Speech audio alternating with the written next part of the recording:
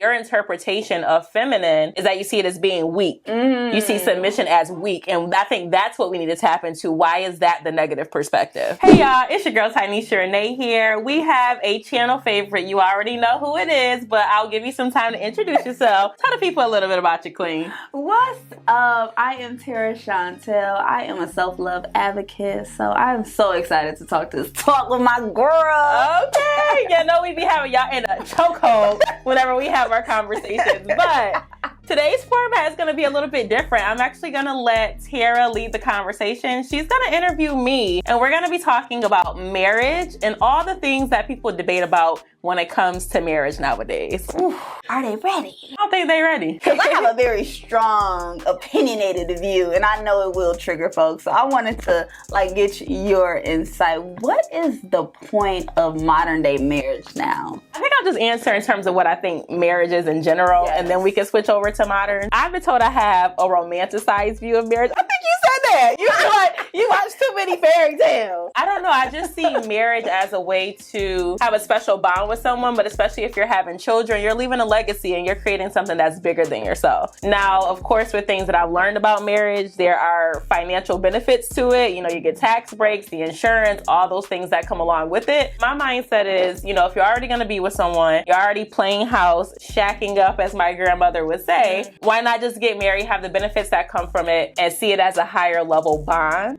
Yes. I personally think that something happens in our brains when we have a different title. We kind of walk in that title. So if I were to get a promotion at my job and now I'm like the head boss or whatever, I'm going to carry myself differently because I now have a higher title. And I think personally that when you already take that next step with someone, you're elevating the roles that you have in the relationship. Ooh, so elevating the role. So when you start at, say, the role of a girlfriend, how do you maneuver? Like, what changed about you as becoming like a wife? In terms of what you do for your partner, I don't think that there's a whole lot of difference. And I say that because I know a lot of people are like, you know, I'm not going to cook or clean or do this for a person until I'm married. I'm not sure I agree with that. I don't think that you should give people the bare minimum, especially if you're having sex with them. If you're having sex with the person at that point, it's like, why not just give that person yourself? But I just tend to see it as something a little bit more sacred. Kind of like how you think of having your associates or your friends and then you elevate to having a best friend. Yes, you guys still have a bond with each other, but the nature of that bond is different. Like, you see each other differently, you prioritize each other differently because it's just a higher ranking. I wonder why don't we see people as friends first before we automatically have this idea of romance? Those people will really last longer if they start being friends first. I agree. You know, most people that I've talked to who are married, they started as friends first and they were platonic friends, no sex, nothing happened, and they knew each other, they learned each other that way. Because when you're just trying to be somebody's friend, you're not putting up a facade. You're not sending your representative. This is your genuine, authentic self, and you really get to know them, and then from there you let it unfold. I think it's instant gratification. All of this ties back to instant gratification. We try to rush things. A lot of people are kind of like hopeless romantics, myself included. Okay, I know I'm a hopeless romantic, but when time goes on and you're meeting these people and you're like, dang, I just can't find anybody. Then when you find that one person that you really, really vibe with, it's like, okay, we ain't here. And within the first few weeks, you're already kind of laying down the foundation for something romantic. Well, you don't know that person. Yeah, I think it's the fantasy that we be having. We're creating a movie within this person, but it's like, what if we just let them be? Being a hopeless romantic, do you think it's actually good being a hopeless romantic in marriage? Do you think it's gonna actually work out? Do you look at me like this? You can't be a hopeless romantic. It ain't gonna work. She got to sugarcoat her question. Oh my God. My idea of a hopeless romantic is just a person who falls in love with the idea of love. Some people could be just truly loving. Some people might have insecurities within themselves and they're looking for people to fill a void. Is that beneficial in the long run for a marriage or any relationship? Probably not. You know, if you're just falling in love with the idea of love and as soon as you meet someone, it's like, oh my God, I love this person, then no, that's probably not the best thing. But I think it has to be a middle ground. And nowadays we don't have a middle ground. You either have some people who are hopeless romantics or you have the people who are completely jaded and they're like, I don't need marriage. Marriage doesn't benefit me. I don't need a man or a woman. It's like, it has to be an in-between. Yeah. I love how you mentioned before, back in the day, they actually arranged marriage. Mm-hmm. Do you think that would be more beneficial in modern day times? Nowadays, people don't see marriage as valuable because I don't think they're marrying for the love aspect. So then that's when you kind of tie into, like I was saying before, the people, often men, who are like, well, why would I get married? It doesn't benefit me, right? Me. It's all about me. I'm not thinking about the love, my pockets. You're trying to take my property. You want to take my kids. Like, you're not thinking about the love aspect. So if we're thinking from that perspective, it probably would make sense to arrange a marriage because you're trying to do it for financial benefit. A lot of men are like, marriage is a business. Okay, if it's a business, then when we had arranged marriages, that was the transferring of resources. That's how you got status with another family. So yes, I think it would make sense. But in today's climate, we can't have an arranged marriage with how our community is because we don't have anybody to vet people. So what's a proper way to vet someone? Like, how do you vet? Glad you asked that question. Honestly, I was just having this conversation with someone. We were trying to figure out when is the appropriate time for you to take someone to meet your parents. And in modern times, I find that people are already going through the process of sex. They feel like they really, really like or love this person. They're about ready to settle down. And then it's, okay, now I'm going to bring you to my family. Whereas in the past, I think families met people very early on so they could tell you, okay, this ain't it or this is it before you fell head over heels for this person. The proper way, I think, would be, once you do your basic level vetting, making sure this person, they have potential, taking them to your family or whoever you see as an authority figure, someone who can give you guidance for their perspective, but people aren't doing that. Will they actually even listen? They will probably still do whatever they wanted to do. Probably. You were saying before in one of our videos, we don't have that village mentality. Everything is just very individualistic. You don't listen to your family or anyone else for guidance because a lot of people feel like they either don't have guidance, which maybe they don't. Like we said, the family dynamic isn't where it needs to be. Or we just feel like we're above the perspectives of others or the criticism of others. We be telling people they not for you, but they like, I'm grown. I can do what I want. That's why most people don't know how to vet properly. I agree. And that's why we in like this broken home family. We see the red flags like this person is not for you. It's lust. It's the feeling after sex. You already know those hormones after sex. Will have us attached. We be trauma bonding. We don't be in love. What if we take gender roles out of relationships? How do you think that will work? How do you think that will be? So I have mixed feelings on this because I think that instead of gender roles, I've always thought we should focus more on masculine and feminine energy. If someone carries more masculine or dominant energy, then it's natural or it works for them to be with someone who might be a little bit more reserved or on their feminine side. The other perspective is that I think I do benefit from gender roles. So I think it's hypocritical for me to say, no, I don't want any gender roles, but at the same time, I expect a man to hold the door open. If the tab comes, how you be on a date, you be like looking everywhere else. What the tab over there, sis? We ain't covering that tab. Get that man that tab. Or I want you to take out the garbage. If I'm carrying heavy bags, I want you to carry them for me. Like, those are things that essentially are tied into gender roles. And if a man doesn't do those things, we see him as being rude. He wasn't raised right. He doesn't know how to care for a woman. But those are things that we're benefiting from. What more energy do you lead with? Like, what more are you tapped in with? That's a good question. I think that nowadays is definitely a little bit more balanced. Just so everybody is aware, when we're saying masculine and feminine energy, it's not about being domesticated, because a lot of people think that. Like, they think feminine, okay, submissive, okay, I'm cooking and cleaning. You're more in tune with your emotions, you're more on the creative side. People who are more masculine, they have more of that analytical point of view, right? So they're thinking with logic, not necessarily emotions. So that's what we mean when we say, masculine or feminine. With me, I think that I am very logical, and sometimes my logic supersedes my emotions. So in that sense, I can be masculine,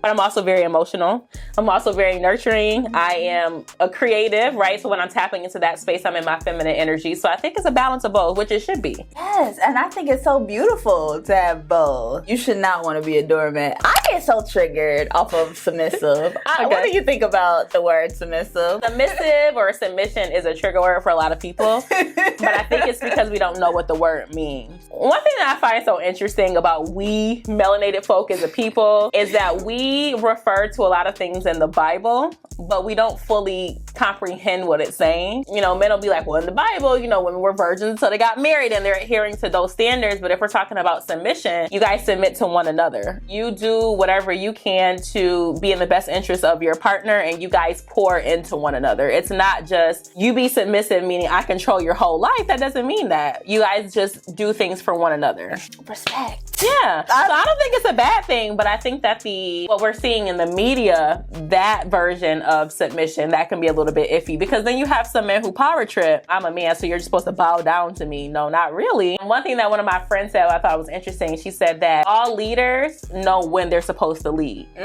Right? So you can't always be in the number one spot. It might be a circumstance where your wife is better at whatever that task is, and you have to fall back and let her walk in her strength, and vice versa. Too much ego though. Especially just in the Bible or Christianity, they try to brainwash us to say that men are the head or men should lead. Why can't you lead though? Why can't women lead? What does leading look like to you? Not even leading, but why can't we trust a woman to be a woman? Why does it have to be like a hierarchy? Why do they feel like in marriage, men is superior over women? I think this kind of boils back down to what we find value in. So we are in a very consumerist society. Usually the people who have the most money, that's going to be the person who has more power. Some men might make more money than women. So I think that's where a lot of that is coming from. But yeah, I mean, I think that we should see each other as equals or partners. You know what I'm saying?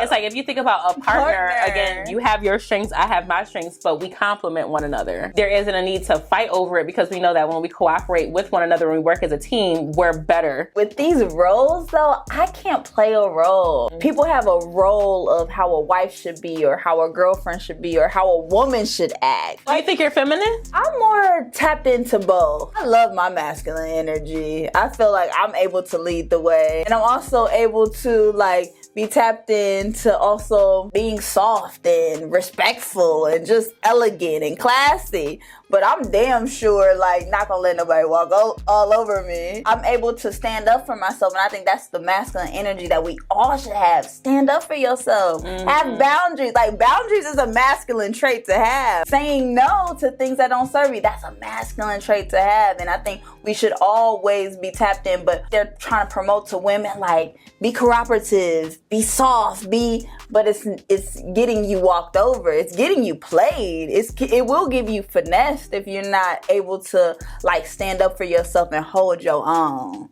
Okay, so I think a challenge to that then. So it's like, whose fault is that though? To kind of take a couple steps back, I think that the perception of women, especially Black women, is that we don't know how to have that balance that you mentioned. Because if I think about you, even though you have viewpoints that men seem to have a problem with, again, she be having y'all in the chokehold in these comments, y'all would probably be like, no, she's masculine, but I don't get that from you. Like, I think a lot of men would see you and feel like you radiate an energy that is attractive to them, because you do have more of a feminine energy, in my opinion. But I think that if you are in a space where you are being walked over like a doormat, like you said, that's more of a you thing. It's a you thing, right? I think it's a you thing. Yeah, so we got to figure that out. So it's like, why are we attributing that to being feminine? Like, you want me to be this, and no, we're not saying that, but your interpretation of feminine is that you see it as being weak. You see submission as weak, and I think that's what we need to tap into. Why is that the negative perspective? Oh, it's definitely not weak to be feminine if you are just in your toxic, just how they try to say toxic masculine and toxic feminine. If you are not even able to not play victim, like you said, take accountability. Most people, I feel like, men and women don't even know how to spell accountability. When I started just taking responsibility of my own life, I started owning both of my energies and loving all different sides of me. The reason why we complement each other and the reason why we're supposed to be with each other is because like I am your reflection of your feminine energy and you're my reflection of my masculine energy. Yes! Talk to him. So like that is what we are here to just guide each other and just play with each other. But we being very serious because we want to play roles instead of playing with each other. The argument, which I know you guys are probably seeing it, a lot of platforms are saying that men don't benefit from marriage, right? Women benefit. That's a lie. My perspective has always been that if you're coming from that mindset, to me, you're a person who's not ready to get married. That's no different than the women that people complain about online, where you're walking around saying, I don't need nobody, F a man.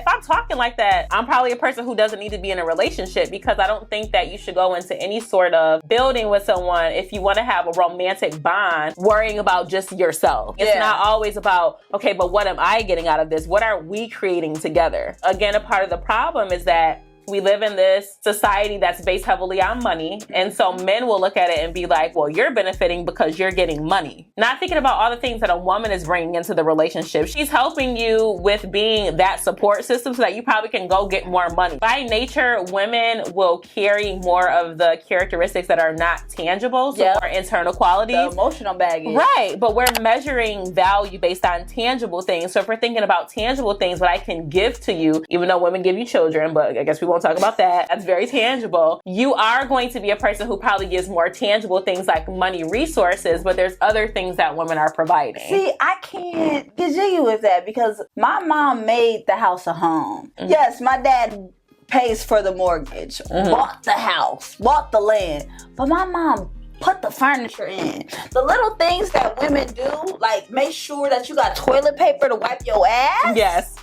You wouldn't even think about that. Yes. You wouldn't even think, oh shit, you gotta buy toilet paper? You gotta buy paper towels? Exactly. You don't think about little shit like that, what women do. We do that effortlessly. Like, we think about the little details. We make your lives easier. And that's why the patriarchy created marriage. So you can beg on one knee for us to marry you. Yeah. We're not begging to marry you. They have the most benefit. They have the most gain. It helps them overall. We are so nurturers. We ready to do it for them. We ready to be their worker. What about the women who aren't though? Who aren't instinctually very nurturing, and they might have more of the I'm gonna go out and get it type of mentality. Like, don't expect me to do all the little details. I'll go out and chase it back and bring it back, but I'm not doing that. Do you feel like that still benefits a man? She a liability, and he chose her. Whatever woman that is freely giving up the punani, they're gonna like lynch onto that. If she don't do nothing and she complains and she's a headache, they will still stick by you.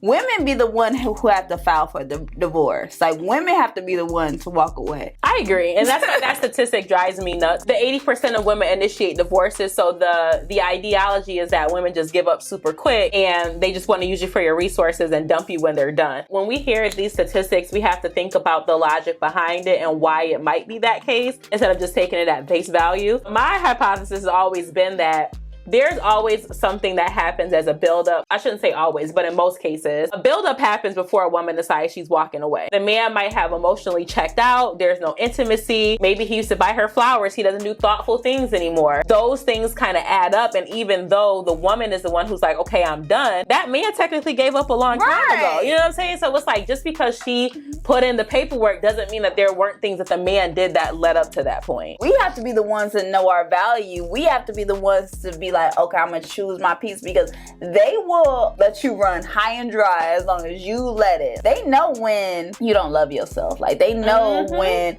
like, oh, she don't have respect for herself, so I can ride this shit out. Until a woman wakes up and realize her worth, that's when your life gonna change. Men are seeing their negative experiences with women or the experiences of others, and they're generalizing that amongst all women. So they're like, no, marriage won't benefit me because this woman did that to me, or in this situation, I witnessed this celebrity. A lot of men will have a woman playing house, and so they want all the benefits of what would come with a marriage, but they want that at the girlfriend level. And so it's like, okay, she's pouring in or she's buying into the situation and giving you those benefits, but you feel like you don't have to buy in and make sure she has security. You know what I'm saying? If a woman is making sure that you're good on all levels, why not marry her so that she's getting something in return as well? She has that security. Her name might be on deed. She has benefits and things like that. If you want to give your womb up, yeah, you better let him sign some paperwork. Absolutely. Like, get married. It's not negotiable though. It's not negotiable. We're gonna have to put this on paperwork because I'm giving you my body and I could possibly like die giving birth. So we're gonna go ahead and close out this video. If you like this conversation, be sure to leave your thoughts in the comments. We are going to be going live and tapping further into this conversation because we told you our opinions on marriage from a woman's perspective. There's a lot of men who watch my channel. I want to hear from y'all, and we also want to hear from other women as well. So stay tuned for information on our live on Thirsty Thursdays where we get lit.